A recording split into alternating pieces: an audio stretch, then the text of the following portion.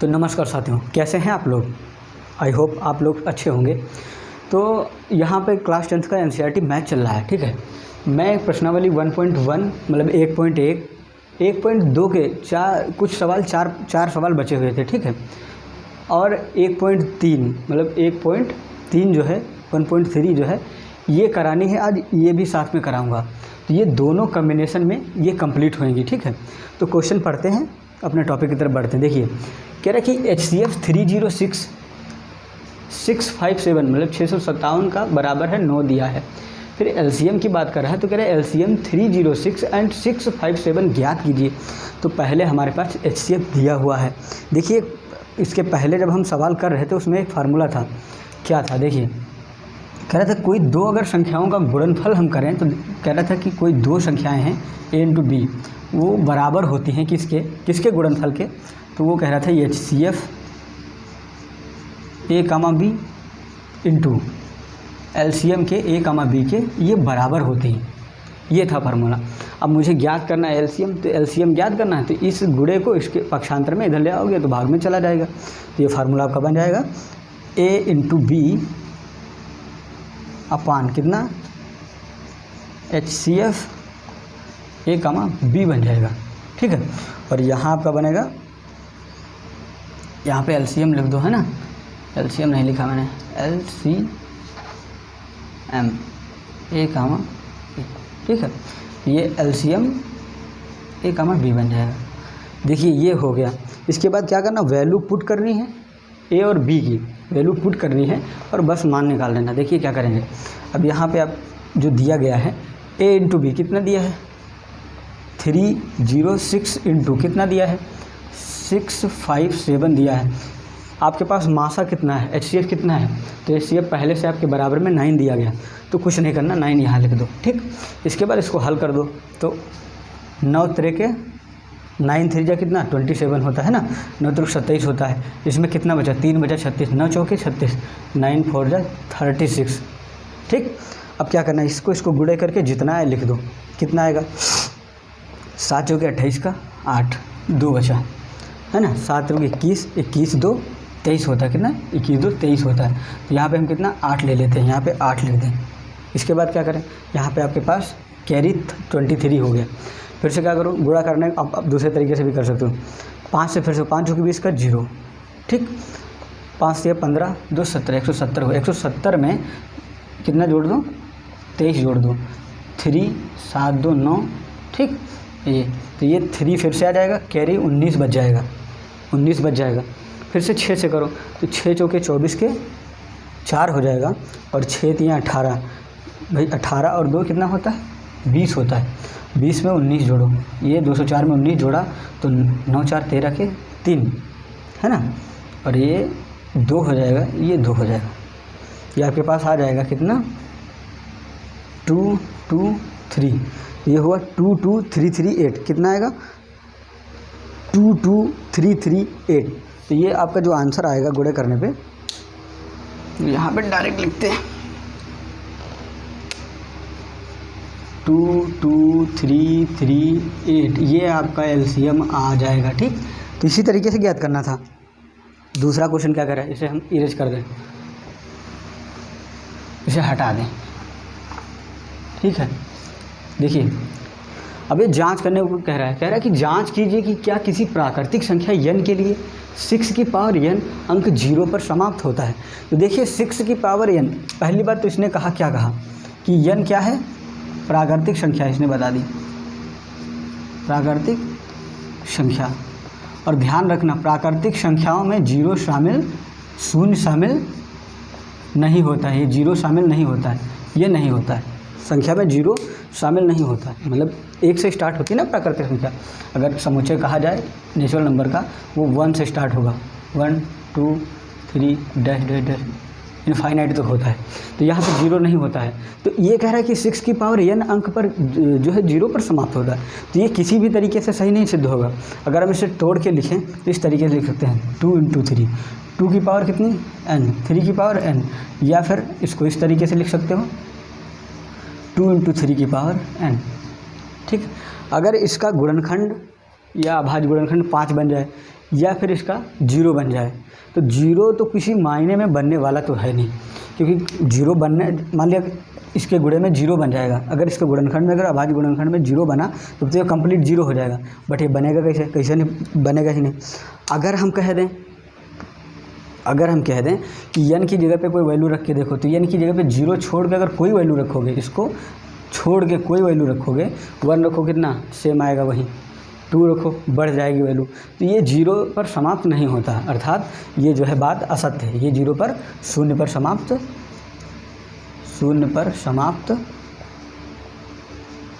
नहीं होता है, ये भी बात जो है इनकी सही नहीं है। अच्छा, अगला क्या कह रहा है, ध्यान से देखते रहें कृपया वीडियो को। देखिए अगला क्वेश्चन कह रहा है कि 7 गुणे, क्वेश्चन नंबर 6, 7 गुणे 11 गुणे 13 प्लस 13 और 7 गुणे 6 गुणे 5 गुणे 4 गुणे 3 गुणे 2 प्लस 5 भाज्य संख्याएं हैं। भाज्य संख्याएं क्यों हैं? तो देखो क्यों भाज्य संख्याएं होती है, अगर उनका भाज्य गुणनखंड अगर बन रहा है, ठीक है, सही तरीके से अगर बन रहा है तो वो भाज्य संख्या होगी। तो देखो कैसे करेंगे, पहले इसे लेते हैं 7 × 11 × 13 प्लस 13, देखते हैं क्या इसका अभाज्य गुणनखंड बनेगा या नहीं बनेगा। देखिए इनमें कॉमन, अब देखिए किसी भी संख्या अगर कोई पद लिखे हैं, ठीक है, उनमें दोनों में अगर कोई सेम चीज़ मिल रही तो वो कॉमन में आ जाती है। तो 13 दोनों में हमें कॉमन मिल जाएगा, यहाँ पे 13 कॉमन हो जाएगा और 7 गुणे 11 यहाँ बच जाएगा और प्लस का 1 बचेगा। अगर इसे करोगे तो 13, इसके बाद ये 78 होगा, 11 से 77 और 77 एक 78 हो जाएगा। अब देखिए अगर इसे अभाज्य गुणनखंड में लिखोगे तो 13 गुणे 78, ये एक दूसरे के अभाज्य, मतलब एक दूसरे से कट भी जाएंगे और ये क्या अभाज्य ये गुणनखंड हो जाएंगे। 13 गुणे 78 क्या हो जाएगा, एक अभाज्य गुणनखंड है, अर्थात ये भाज्य संख्याएँ होंगी, हैं क्यों है, इसलिए है कि 13 छंगे कितना होता है 78, ठीक, तो ये कट जाएगा। दूसरा क्या कह रहा है, अगर दूसरा हल किया जाए यहाँ पे तो ये 7 × 6 × 5 × 4 × 3 × 2 × 5 है, ठीक। इसमें दोनों में कॉमन क्या है, देखिए इन दोनों पदों में यहाँ पे 5, यहाँ पे 5 मिल रहा है। फिर से क्या करें, हम 5 को कॉमन कर लें, ठीक। यहाँ पे 7 गुणे 6 गुणे 4 गुणे 3 गुणा 2 प्लस 1 बचेगा, ठीक है। इसके बाद क्या करो 5, अब क्या करो 6 सते 42, 42 का कितना होता है, 42 के होता है 8 16 168 होता है, ठीक। 168 गुणे 6, फिर से कर दो 3 दूना 6, कितना, फिर से कर दो, यहाँ पे 1 नहीं लिखा था, 6 से कर दो, 6 8 48 का 8, 4 आया 6 36, 36 4 कितना होता है 40 का 0, 6 कम 6 4 10, ठीक। तो 108 आएगा, 1008 प्लस का 1, ठीक, ये आएगा। अब ये यहाँ पे आ जाएगा आपके पास 5 × कितना 1009, यह भी भाज्य बन जाएगा, ठीक, अभाज्य गुणनखंड बन रहा है, ये भी बन जाएगा अगर इनको हल करोगे तो। ये दोनों इनके अलग अलग इस तरीके से हल किए जाएंगे, ये मान आएंगे, ठीक, ये इसका आंसर आएगा। अगर अगले क्वेश्चन की बात करें, देखिए जो 7 नंबर क्वेश्चन है मैंने लिखा नहीं है क्योंकि वो बड़ा था, ठीक है, तो अपने बुक से देख लेना और समझ लेना, मैं फिर भी बोल रहा हूँ। देखिए क्वेश्चन नंबर 7 क्या कह रहा है, कह रहा है किसी खेल के मैदान के चारों ओर एक वृत्ताकार पथ है, ठीक है। मान लिया कोई खेल का मैदान है और उसके चारों ओर कैसा है, एक वृत्ताकार पथ है, ठीक है, एक वृत्ताकार पथ है। कह रहा है एक वृत्ताकार पथ है, इस मैदान का एक चक्कर लगाने में सोनिया को 18 मिनट लगते हैं। तो मान लिया इस मैदान के चक्कर लगाने में जो सोनिया है उसको 18 मिनट लगता है, कितना 18 मिनट लग, ठीक है, जो सोनिया को 18 मिनट लगता है। इसके बाद कह रहा है कि जबकि इसी मैदान का एक चक्कर लगाने पर रवि को 12 मिनट लगता है, कितना, जो रवि है रवि को 12 मिनट लगता है। अगर रवि की बात करें तो रवि को इसी मैदान का चक्कर लगाने में 12 मिनट लगता है, ठीक है, तो ये 12 मिनट लगता है। अच्छा कह रहा है लगते हैं, मान लीजिए कि वे दोनों एक ही स्थान से एक ही समय पर चलें। मान लिया कोई स्थान चूज कर लिया, एक ही समय पर एक ही स्थान पर चलें, तो कह रहा प्रारंभ करते हैं तो एक ही दिशा में चलते हैं, कितने समय बाद वह पुनः प्रारंभिक स्थिति पर पहुंचेंगे, वो प्रारंभिक जगह पर कितने समय बाद पहुंचेंगे। तो देखिए ये दोनों ए और बी दिए गए हैं आपके पास कोई दो ए और बी क्या है, एक संख्याएँ हैं, ठीक है। अब क्या करें, अब समय दिया है ना, तो समय अब देखिए करना इसमें क्या है कि 18 और 12 को आपका मासा निकालना है इसका। पहले देखिए इसका मासा निकालो, तो मासा अगर निकालोगे या फिर डिफरेंस निकालो, डिफरेंस कितना आएगा, 6 आएगा, डिफरेंस 6 आएगा। यदि इसका मासा निकालोगे तब भी कितना आएगा, 6 आएगा, क्योंकि 6 दूना 12, 6 3 18, देखिए है ना।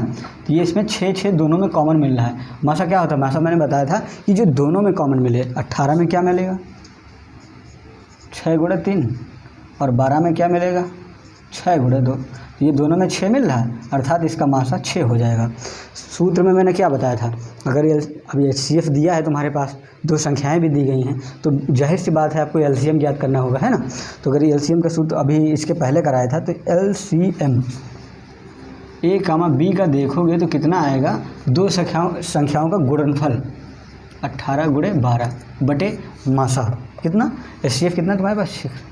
अब 6 तियाँ 18 और 12 तियाँ 36, कितना होता है, 12 तियाँ 36, अर्थात कितना मिनट लगेगा प्रारंभिक स्थिति पर पहुंचने के लिए उन्हें 36 मिनट का समय लगेगा। कितना, 36 मिनट, ठीक है, 36 मिनट लगेगा। ये थे कुछ आपके सवाल 1.2 के। अच्छा, अब हम बढ़ते हैं प्रश्नावली 1.3 की तरफ, है ना। अब इसको हटा देते हैं, इसका खेला समाप्त हो गया। इसके बाद हम बढ़ते हैं प्रश्नावली 1.3 की तरफ।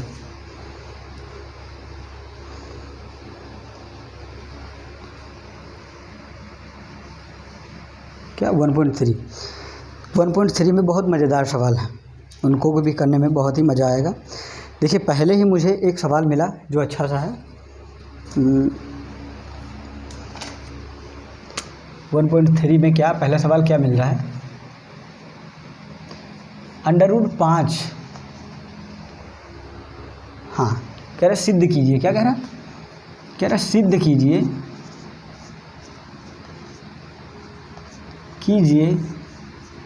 कि क्या √5 जो है अपरिमेय संख्या है, अपरिमेय संख्या है। कैसे सिद्ध करोगे, अपरिमेय संख्या कैसे सिद्ध करोगे, मैंने अपरिमेय संख्या की डेफिनेशन पहले बता रखी है, एक वीडियो भी बनाया है, उसको जाके ज़रूर देखें। तो देखिए एक परिमेय संख्या का नियम क्या होता है, परिमेय संख्या का नियम ये होता है कि कोई संख्या P/Q के फॉर्म में लिखी जा सके। परिमेय संख्या का यही नियम होता है ना, P/Q के फॉर्म में लिखी जा सके। आपका इसका सहारा लेना पड़ेगा, तब इसे डिफाइन कर पाओगे ये अपरिमेय है या परिमेय। अगर ये परिमेय होगी तो इनके रूल को फॉलो करेगी, इस रूल को। अगर अपरिमेय है तो इस रूल को फॉलो नहीं करेगी। देखिए हम स्टार्ट करते हैं इसको लगाना, सॉल्यूशन स्टार्ट करते हैं। देखिए माना P और Q या A और B मान लो, आप कोई बात थोड़ी है। अगर मान लिया A भी मानना चाहो तो A भी मान, P और Q कोई दो पूर्णांक हैं, क्या पूर्णांक हैं,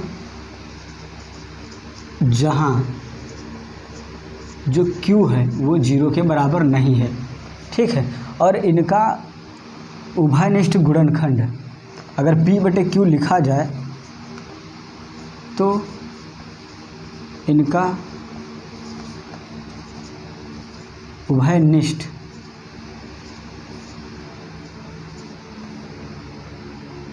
गुणनफल कितना 1 है। ये भी बात इसने बता दी, इससे पता चलती है। अब क्या करना है, अब कुछ नहीं करना है। देखिए ये √5 जो लिखा है आपको यहाँ पे लिखना है √5, इसके बराबर में ये कंडीशन लिखनी है P/Q वाली, लिख लिया सर। अब क्या करें, अब कुछ नहीं करना है, इनका और इनका दोनों तरफ क्या, दोनों तरफ वर्ग करने पर अगर वर्ग करोगे तो क्या पता चलेगा। देखिए वर्ग मैंने, अब इसका वर्ग करो कितना आएगा, ये 5 हो जाएगा, और इधर P²/Q² हो जाएगा। अगर पक्षांतर करोगे ना इसका तो कितना आएगा, इसका आएगा P² बराबर, देखिए या फिर बज्र गुणा कर दो, तिर्यक गुणा, तो Q² इधर चला जाएगा एंड P² बराबर में रहेगा, ठीक। तो ये 5Q² इस तरीके से आ जाएगा, ठीक है, ये इस तरीके से हो जाएगा। अब देखिए यहीं पे तो खेल होता है। ये 5q², क्या 5 से भाज्य है? बिल्कुल भाज्य है। देखिए अगर 5q² की बात करें तो ये भाज्य है। q², q क्या है? q एक पूर्णांक है, अभी पता है ना। ये p और q क्या था? q एक पूर्णांक, कोई मतलब पूर्णांक है। तो जब पूर्णांक है तो यहाँ पे कोई अंक रख के कोई भी अंक रखो, अगर 5 से भाग दोगे ना तो 5 के गुणे में है तो हर बार कट जाएगी। 5 से अगर इसे भाग दोगे तो ये 5 के गुणे में है क्यों, तो हर बार ये कट जाएगी, अर्थात ये भाज्य है। तो 5q² क्या है? एक भाज्य संख्या है, यहाँ पे लिखो। ठीक है, तो ये 5q² क्या है? अब यहाँ पे लिख सकते हो कि जो 5q² है वो 5 से भाज्य है। अच्छा ये भाज्य है, अच्छी बात है। इसके बाद क्या कहें, जब 5q² भाज्य है तो ये तो इसके बराबर में है, तो ये p² किसके? 5q² के बराबर, अर्थात p² भी 5 से भाज्य होगा। p² भी 5 से भाज्य है। इसके बाद यदि p² भाज्य है 5 से तो क्या p भी 5 से भाज्य होगा? भाज्य होगा। अच्छा इसके बाद भाज्य है या भाज्य होगा? अब देखिए p भी 5 से भाज्य है, तब हम क्या करते हैं कि p बराबर 5 × c करते हैं। मान लेते हैं p बराबर 5c, माना पूर्णांक c के लिए। अब देखिए p बराबर 5c मैंने माना, तो ये किसके बराबर में हो जाएगा? तो देखो p बराबर 5c, यहाँ 5c पुट करो, तो जब 5c पुट करोगे तो क्या आएगा? इधर कर रहे हैं, अगर इसको पुट करोगे यहाँ पे तो p² की जगह पे तो ये हो जाएगा 5c का होल ऑफ स्क्वायर। ये हो जाएगा 5c का होल ऑफ स्क्वायर। और इधर क्या हो जाएगा? इधर पहले से आपको क्या दिया हुआ? ये दिया है 5q² पहले से दिया है, q² 5q² पहले से दिया हुआ। अब देखिए ये हो जाएगा आपके पास 25c² और इधर क्या हो जाएगा? 5q² पहले से ऐसे लिखा है। अब क्या करना, देखिए 5 से 25 कट जाएगा तो ये आएगा q²। इस तरीके से लिखो, या 5c² बराबर q², या इसको इधर कर दो तो इधर हम उधर लिख रहे हैं q² बराबर 5c²। ठीक, अब ये कंडीशन फिर से आपके पास बन गई, जैसे ये कंडीशन थी इस तरीके की। अब फिर से क्या करोगे, ये 5c² की बात करें तो फिर से ये भाज्य है। 5 से क्या? ये भाज्य है। कोई भी c, भाई c कोई पूर्णांक है ना, c माना पूर्णांक c के लिए, तो c कोई पूर्णांक है, फिर से ये 5 से भाज्य होगा। अगर ये भाज्य होगा तो ये भी भाज्य होगा। तो यहाँ पे 5c² लिखते हैं, c² जो है 5 से क्या है? भाज्य है। अच्छा ये भाज्य है तो क्या, अब देखिए 5c² अगर भाज्य है तो ये तो इसके बराबर में है, तो q² भी 5 से भाज्य है। ये समझ में आई सर बात? इसके बाद क्या होगा, अगर q² है तो q भी 5 से भाज्य है, ये बात कह रहा है। इसके बाद देखिए अगर q बराबर फिर से अगर मान लिया जाए 5d, मतलब d पूर्णांक के लिए,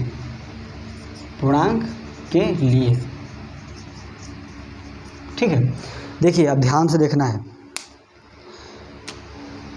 q 5 से भाज्य है, अर्थात इसका जो है गुणज है या गुणज 5 है। यहाँ पे ध्यान से देखो, p 5 से भाज्य होगा या भाज्य है या होगा, मान लिया भाज्य, यहाँ पे लिख दे रहे हैं है, ठीक, ये है भाज्य है। तो ये p जो 5 से भाज्य है, q 5 से भाज्य है, तो ये यहाँ तो कह रहा था कि इसका सिर्फ उभयनिष्ठ 1 होना चाहिए, उभयनिष्ठ इसका गुणनखंड एक ही होगा गुणनफल। तो ये तो 5 आ रहा है, मतलब सब में कॉमन 5 मिल रहा है p/q में। तो ये इसकी विपरीत बात है, ये इनकी विपरीत बात है।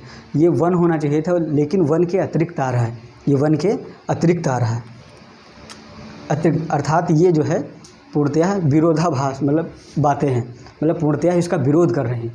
अर्थात अगर बातें विरोध में हैं, भाई अगर ये होता तो इसमें 1 ही आता, अगर होता तो 1 ही सब में भाज्य होता, लेकिन अब 5 आ रहा है तो 5 दोनों में मिल रहा है। तो ये दोनों की बातों में विरोधाभास उत्पन्न हो रहा है। अर्थात लिख सकते हो कितना, यहाँ पे ऊपर लिख दें, अर्थात क्या इससे लिख रहा है, अर्थात √5 क्या है, अपरिमेय संख्या है, ये था।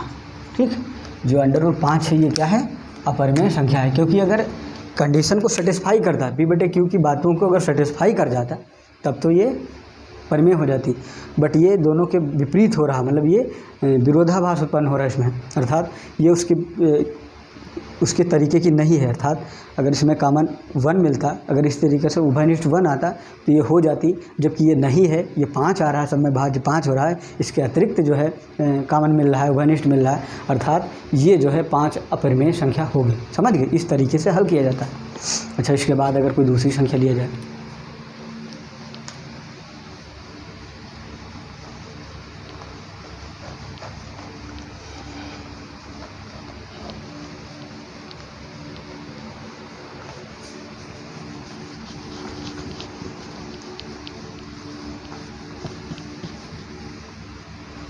देखिए कह रहा है कि अगला क्वेश्चन कह रहा है कि सिद्ध कीजिए कि 3 + 2 × √5 एक अपरिमेय संख्या है। ये कह रहा है, इसको भी हल करने का बहुत ही अच्छा तरीका है। क्वेश्चन नंबर 2, सेम सिद्ध कीजिए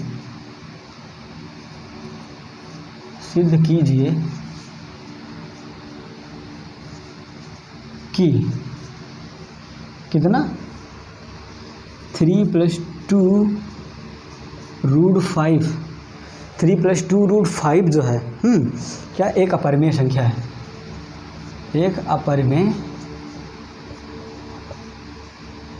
देखिए एक बात ध्यान रखना, बहुत ही अच्छी बात, क्या बात, कि अगर किसी परिमेय संख्या के साथ में चाहे वो जोड़ हो या घटाना हो या गुणा या भाग, अगर कोई अपरिमेय संख्या है तो समझ जाना उसको पूरा अपरिमेय कर देगी, वो अपरिमेय कर देगी। समझ गए, तो ये अगर ऐसे बताया जाए तो ये अपरिमेय संख्या है, क्योंकि ये जोड़ में है अपरिमेय संख्या के, ये तो गुणे में है, फिर इसके बाद जोड़ में है, तो ये अपरिमेय संख्या है। बट इसे सिद्ध कैसे करना, तो फिर से उसी कंडीशन में आपको जाना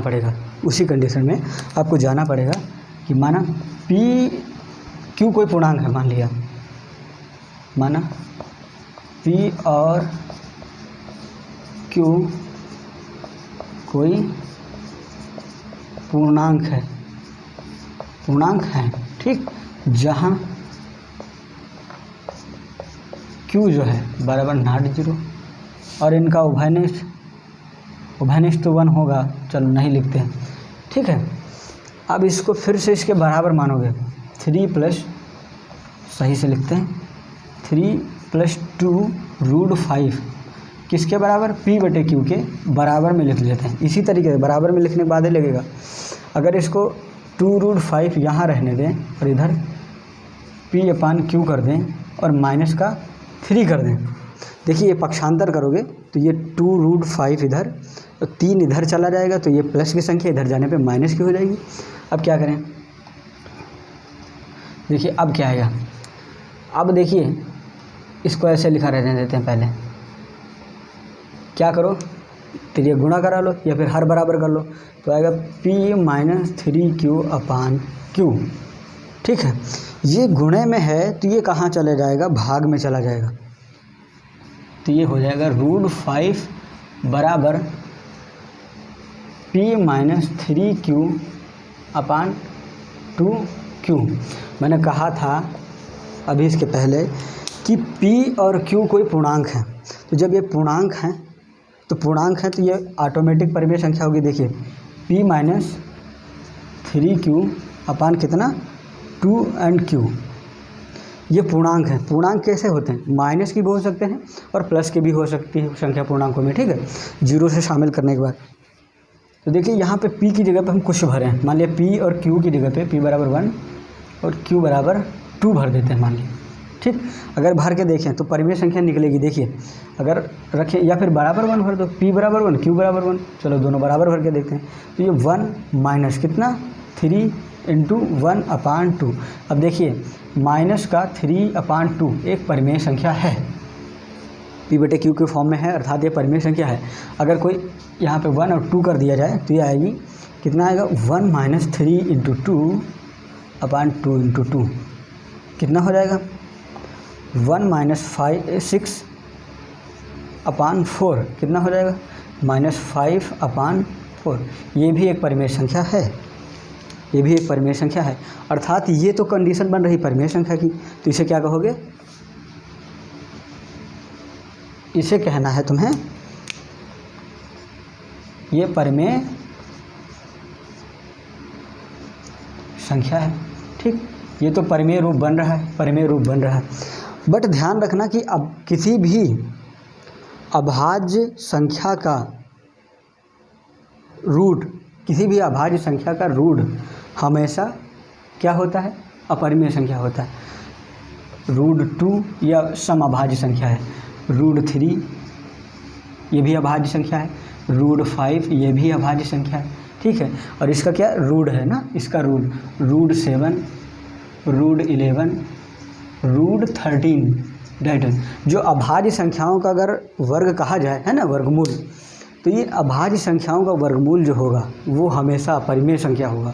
तो देखिए ये तो तुम्हारी परिमेय की बात कर रही है और ये बात तुम्हारी अपरिमेय की कर रही, अर्थात ये दोनों एक दूसरे के विपरीत हैं। इसीलिए अगर ये बराबर आ जाता, चाहे इसके ये बराबर आ जाए, ये कंडीशन सेटिस्फाई इधर कर रही हो या ये इधर मतलब सेटिस्फाई कर रही हो, तब तो परिमेय या अपरिमेय कोई बन जाए। लेकिन ये दोनों के विपरीत हैं, और जब दोनों के विपरीत हैं अर्थात इसे हम कह सकते हैं कि यह एक रूट 5 अभाज्य संख्या का वर्गमूल है। अभाज्य संख्या का वर्गमूल अपरिमेय, क्या अपरिमेय संख्या होती है। अतः जो कि 5 है ना, अतः क्या लिखोगे, 3 + 2 रूट 5 एक अपरिमेय संख्या है सर। ठीक है, ये भी सॉल्व हो गया। अब अगला करते हैं।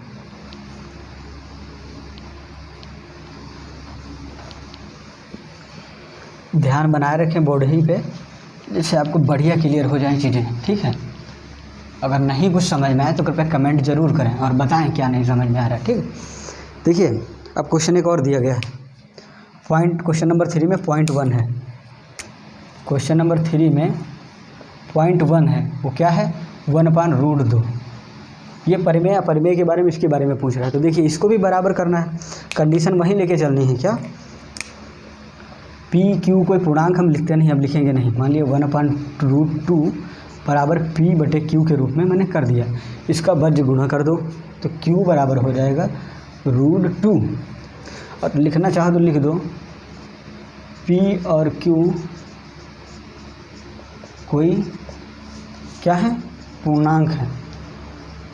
ठीक, जिनका उभयनिष्ठ, जिनका कॉमन 1 है, ये लिख दिया। ठीक, ख़त्म हो गया लग रहा। तो ये इसका करोगे तो कितना आएगा, इसी से लिखते हैं भाई, इतना आएगा। ठीक है, इसके बाद इनका वर्ग करना है, सेम उसी तरीके से जो पहले सवाल मैंने बताया था। तो इसका वर्ग करोगे तो आएगा, दोनों का वर्ग कर दो, दोनों तरफ क्या वर्ग करने पर, बोथ साइड स्क्वायर। ठीक, बोथ साइड स्क्वायर करने पर क्या आएगा, देखिए क्या आएगा, Q² बराबर हो जाएगा तुम्हारा 2P²। अब क्या करना है, अब ये इतना हुआ तो ध्यान से देखना, ये 2P² क्या 2 से भाज्य है, और P क्या कोई पूर्णांक है। P और Q क्या है, P और Q जो है, यहाँ पे Q नहीं लिखा मैंने, Q जो है क्या, P और Q कोई पूर्णांक है। तो P क्या कोई पूर्णांक है ना, तो पूर्णांक ये सब अगर भाज्य है तो ये क्या हो जाएगा 2P² 2 से भाज्य है। यदि 2P² 2 से भाज्य है तो देखिए ये तो इसके बराबर में है, तो Q² 2 से भाज्य है।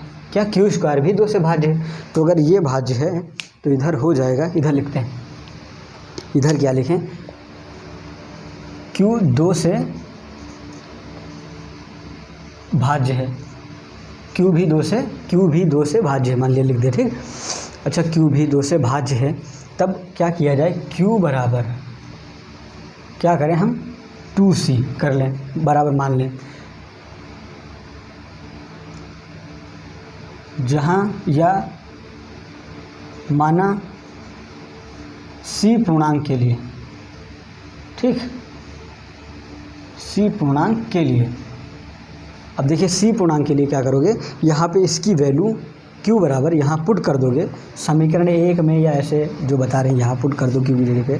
तो q की जगह पे रखोगे तो कितना आएगा, ये 2c का होल ऑफ स्क्वायर इधर, और बराबर कितना 2p स्क्वायर बन जाएगा आपका। यहाँ पे आ जाएगा 4c स्क्वायर बराबर हो जाएगा 2p स्क्वायर, जहाँ 2 से 2 4 कैंसिल हो जाएगा, तो ये आ जाएगा, इधर करोगे तो जहाँ p स्क्वायर बराबर 2c स्क्वायर आ जाएगा, ये आ गया। फिर से वही कंडीशन बनेगी, क्या बनेगी कि जो 2c स्क्वायर है, ठीक, वो 2 से भाज्य है, बिल्कुल भाज्य है, ये कंडीशन पहले समझाया है, ये भाज्य है।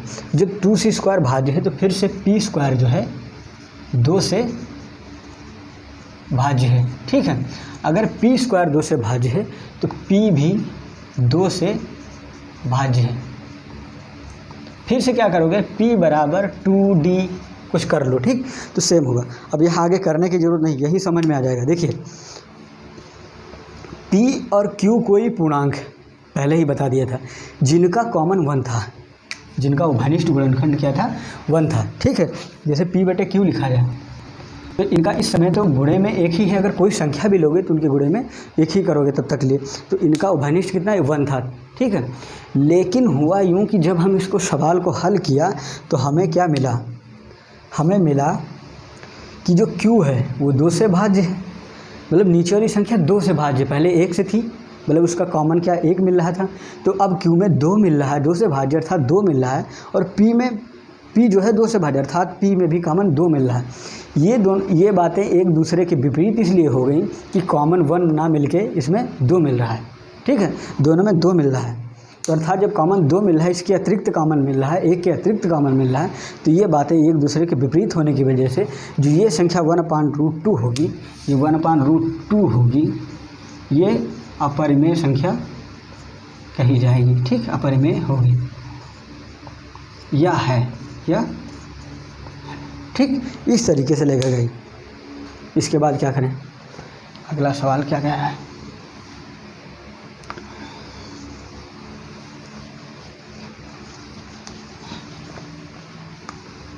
देखिए अगला सवाल क्या है, बहुत छोटा, वो कह रहा है 7√5। सेकेंड पॉइंट क्या है,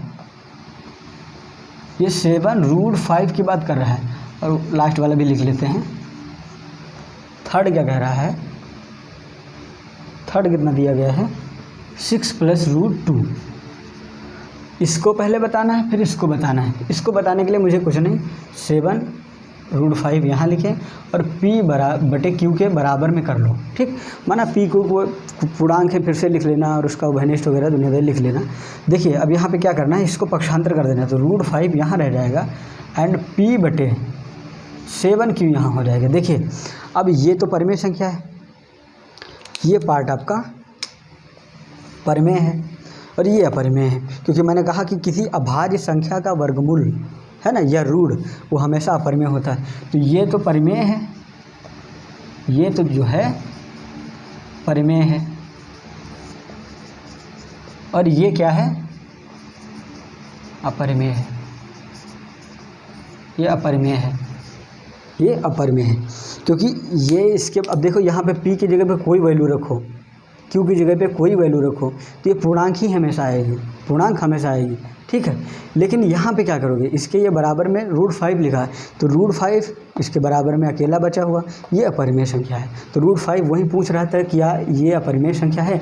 तो मैंने क्या कहा था पहले कि किसी भी अपरिमेय संख्या में गुणा करो, भाग करो, जोड़ करो, घटा ना करो, लेकिन वो संख्या हमेशा अपरिमेय होगी, ठीक, तो ये अपरिमेय संख्या है, ये बात। इसके बाद क्या कह रहा है, ये वाला क्वेश्चन, जो 6.6 प्लस √2 लिखा है, इसको कैसे हल करोगे? सेम फिर से मान लो या फिर ऐसे कर लो, मान P और Q कोई पूर्णांक है, कॉमन वन, ठीक, लिख दिया कॉमन वन। इसके बाद क्या करोगे? फिर से वही करना है। देखिए फिर से क्या करना है, 6 प्लस √2 के बराबर P/Q मान लेना है, ठीक है। ये परिमेयता का जो है एक कंडीशन होती है, नियम होता है। अब इसको क्या करना है, √2 इधर लिखना है और 6 को उधर भेज देना है, P/Q -6। इसको अगर हर बराबर करोगे तो आएगा √2 बराबर हो जाएगा P-6Q/Q, ये हो जाएगा। देखिए अब ये फिर से ये वाला पार्ट जो है इधर वाला RHS पार्ट, ये फिर से परिमेय हो गया, क्योंकि PQ कोई पूर्णांक है और पूर्णांक है तो ये फिर से क्या हो जाएगी, परिमेय है। और ये फिर से क्या हो गया, ये अभाज्य जो है संख्या है, समअभाज्य संख्या है, किसी भी अब ये बताया ना अभाज्य संख्याओं का जो है वर्गमूल, तो ये समअभाज्य संख्या है और इसका वर्गमूल हमेशा अपरिमेय संख्या होती है, अर्थात ये अपरिमेय संख्या है। तो √2 भी यहाँ पे 6 प्लस √2 लिखो, भी जो है अपरिमेय संख्या है, ठीक है। साथियों ये कुछ सवाल थे आपके बचे हुए। प्रश्नावली 1.2 भी हल हो गई, प्रश्नावली 1.3 भी हल हो गई। तो अगर चीज़ें अच्छी लग रही हों, सेशन पसंद आया हो, तो कृपया लोगों तक इसे ज़रूर शेयर ज़रूर करें, और अगर अच्छा लगा हो तो कृपया लाइक सब्सक्राइब ज़रूर कर दिया करें, ठीक है। Okay, thank you.